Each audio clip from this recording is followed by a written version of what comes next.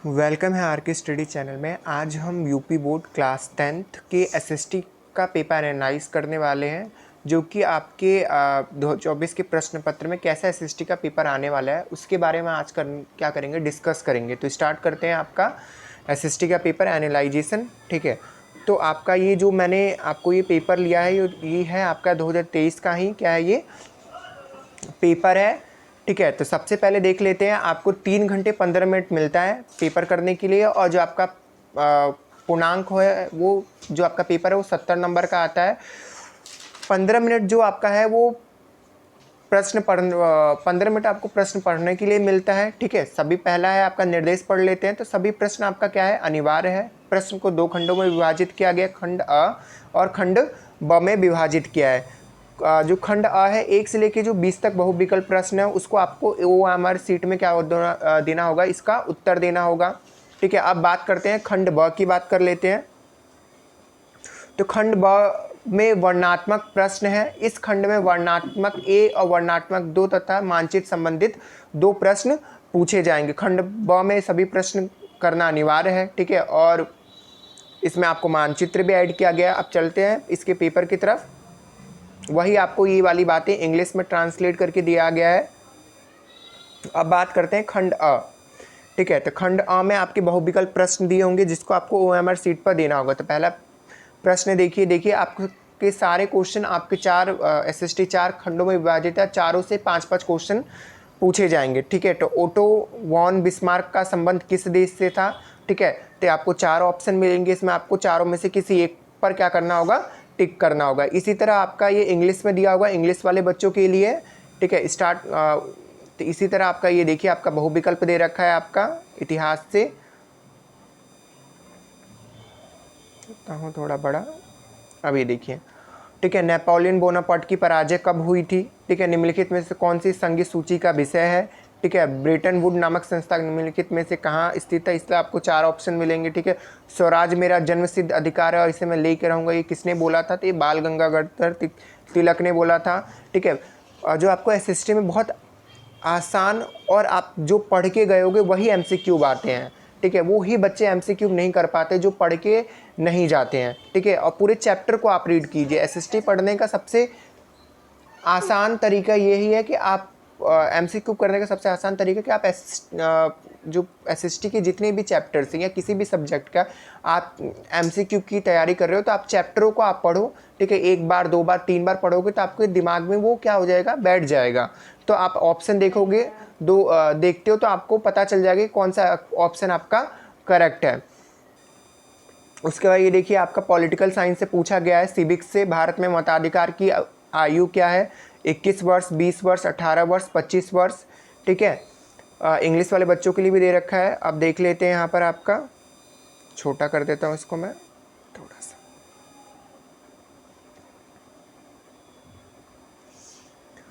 भारतीय राष्ट्र कांग्रेस की स्थापना कब हुई थी। ठीक है, 1850 में हुई थी। ठीक है, भारतीय संविधान कब लागू हुआ था, तो हम सबको पता है 26 जनवरी को लागू हुआ था। इस तरह से आप ये देख लीजिए, आपके ये कुल मिला के आपके 20 MCQ क्वेश्चंस हैं। ये रहे आपके 20 MCQ क्वेश्चंस। ठीक है, निम्नलिखित में राज्य में सबसे अधिक प्रतिशत कृषि भूमि पर खेती होती है, तो मिजोरम, मणिपुर, केरल या पंजाब। तो सबसे ज़्यादा शायद पंजाब पर होता है। ठीक है, इसी तरह आपका ये सारा क्वेश्चन है।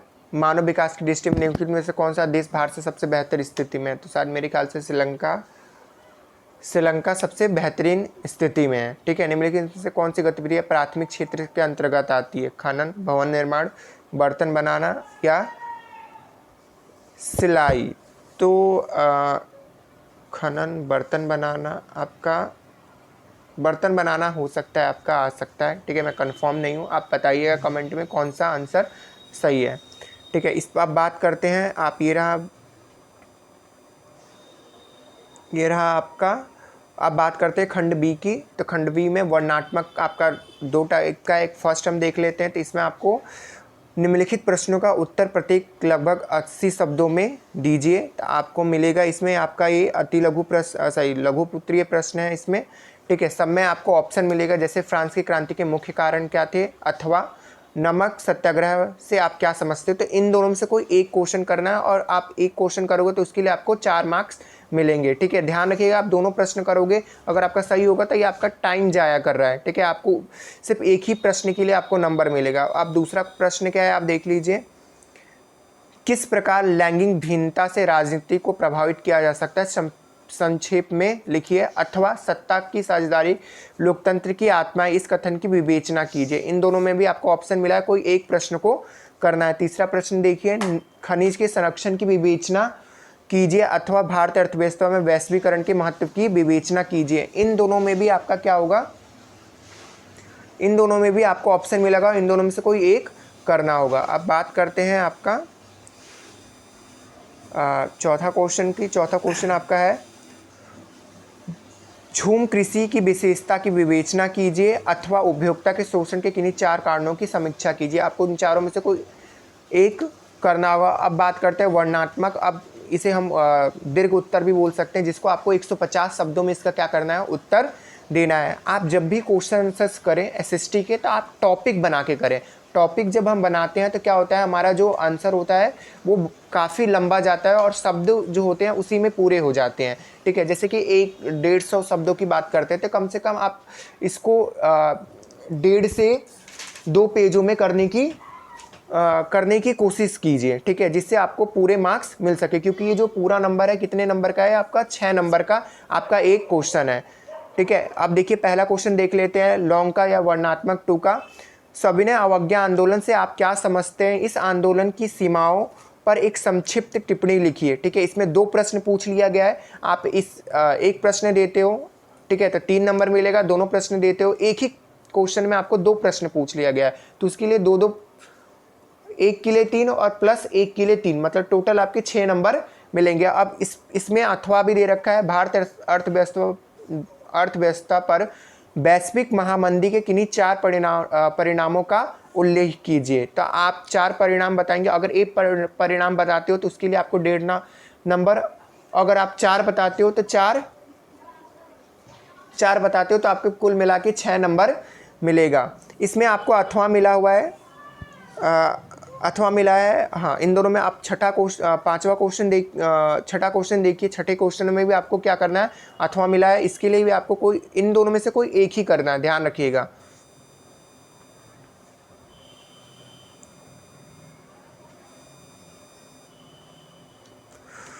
अब बात करते हैं आपके 7वें क्वेश्चन में भी आपको ऑप्शन मिला हुआ है, इन दोनों में से कोई भी आपको एक करना है। आप देख लीजिए या फिर स्क्रीनशॉट ले लीजिए, जिससे बाद में आप एनालाइज कर सकें।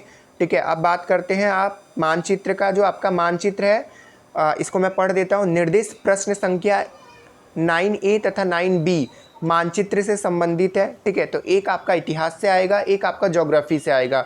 ठीक है, तो ये आपका जो मानचित्र आता है वो 10 नंबर का आता है, 5 नंबर का इतिहास का और 5 नंबर का आपका ज्योग्राफी का। तो अगर आप मैप में, इसमें लिखा हुआ है बाकायदा, निम्नलिखित स्थानों को भारत के दिए गए रेखा मानचित्रों में बिंदु चिन्ह तथा नाम सहित दर्शाइए। सही नाम तथा सही अंकन के लिए आपको आधा प्लस आधा अंक निर्धारित किया गया। अगर आप नाम, अगर फॉर एग्जांपल अगर आपका उत्तर प्रदेश की राजधानी पूछा गया है तो आप सही, आप अगर निशान लगाते हो लखनऊ, उत्तर प्रदेश की राजधानी क्या है, लखनऊ नाम लिख देते हो और उत्तर प्रदेश की राजधानी बिल्कुल सही निशान लगाते हो, तो उसके लिए आधा प्लस आधा पूरे 1 नंबर मिलेगा। इसी तरह आपको ये आपका पूरा 5 क्वेश्चन है, जैसे कि वह स्थान जहाँ जलियांवाला बाग हत्याकांड हुआ तो कहाँ है, पंजाब के अमृतसर में हुआ था। आप बी भी देख लीजिए। बी आपका ये रहा, उत्तर भारत की एक नदी चिन्ह द्वारा नाम सहित लिखिए। ठीक है, तो ये देखिए। Thanks for watching. अगर मेरी वीडियो आपको पसंद आती है तो लाइक कीजिए, सब्सक्राइब कीजिए और शेयर कीजिए। धन्यवाद।